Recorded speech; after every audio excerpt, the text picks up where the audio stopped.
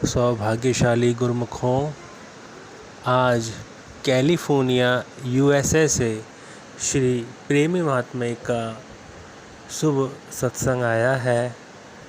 तो आइए गुरुमुखों, हम सब श्री प्रेमी महात्म्य का सत्संग सुनते हैं।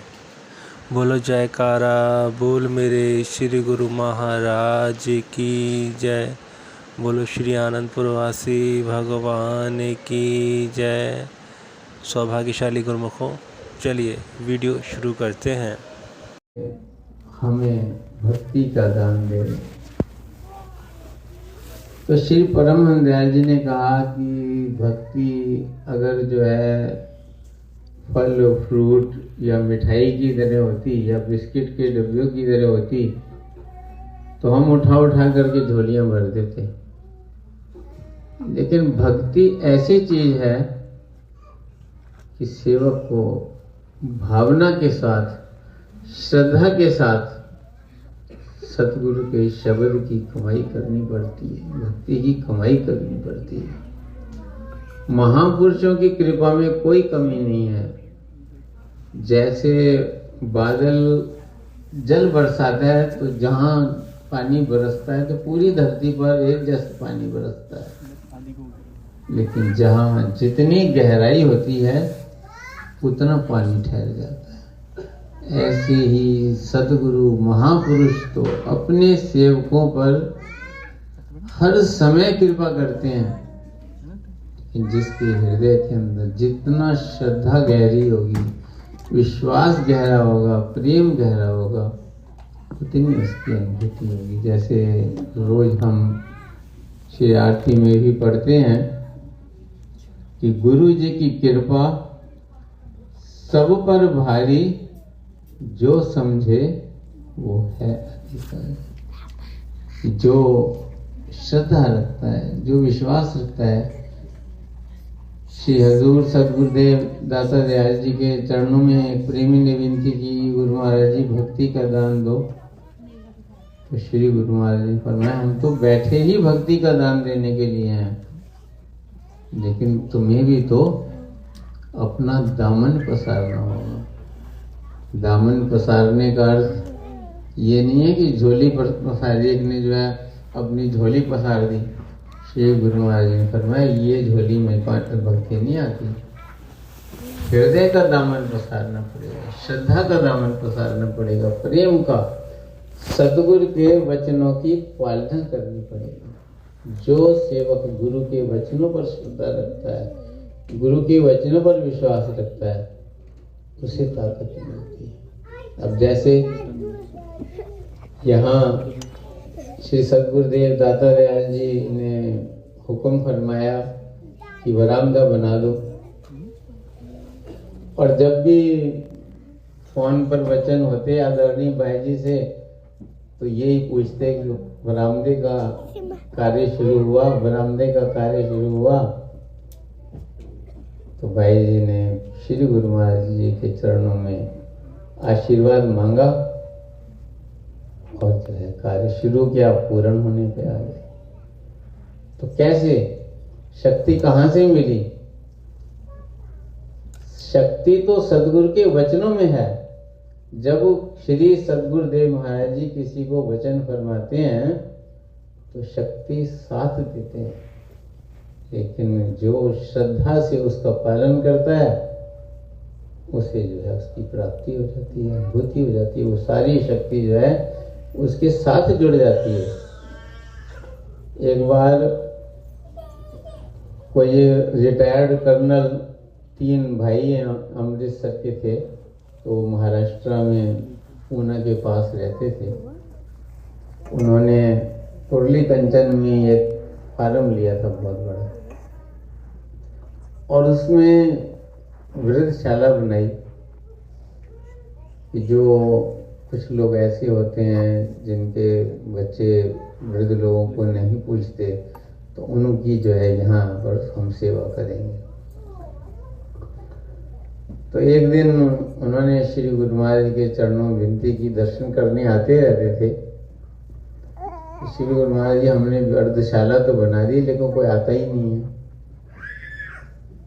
श्री गुरु महाराज जी ने वचन फरमाए कि देखो, अगर कोई स्वार्थ के लिए कार्य करता है, कोई ना कोई अगर उसके मन में स्वार्थ होता है तो उसका साथ कोई नहीं देता, वो अकेला रहता है। जो पर स्वार्थ के लिए करता है, यानी परोपकार की भावना होती है लेकिन उसके मन में और कोई स्वार्थ नहीं होता, जैसे पर स्वार्थ का अर्थ है जैसे उन्होंने विदेशशाला बनाई, जैसे कोई धर्मशाला बनाई, कोई कुआं खुदवा दिया, ये पर स्वार्थ का कार्य होता है। तो इस कार्य में जो है भगवान की शक्तियां उसका साथ देती हैं। लेकिन जो परमार्थ के लिए करते हैं, आत्मा के कल्याण के लिए कार्य करते हैं, अपनी आत्मा के कल्याण के लिए, दूसरों की आत्मा के कल्याण के लिए, तो उनके साथ जो है भगवान की शक्तियां क्या, भगवान स्वयं साथ आ जाते हैं। मेरे श्री गुरु महाराज की जय। तो ये जो सेवा का कार्य हो रहा है ये भी तो परमार्थ के लिए। महापुरुषों का तो जो भी कार्य होता है वो जीवों के कल्याण के लिए ही होता है। उनका अवतार ही जीवों के कल्याण के लिए होता है। जीवों के कल्याण की खातिर महापुरुष अवतार धरे, नाम की नौका पर बिठलाकर भव सागर से पार करें। अपने तन पर कष्ट उठाकर, कष्ट जहां का हरते हैं, प्रेमी भक्तों के दामन में सच्ची खुशियां भरते हैं। उनका एक ही लक्ष्य होता है कि किसी भी तरह से जीवों का कल्याण हो। उनकी जो सूरत है वो संसार से हटकर के प्रभु के चरणों से जुड़ जाए। उनके हृदय के अंदर प्रभु प्रेम का स्रोत बहने लगे। उनके हृदय के अंदर मालिक की लगन लग जाए।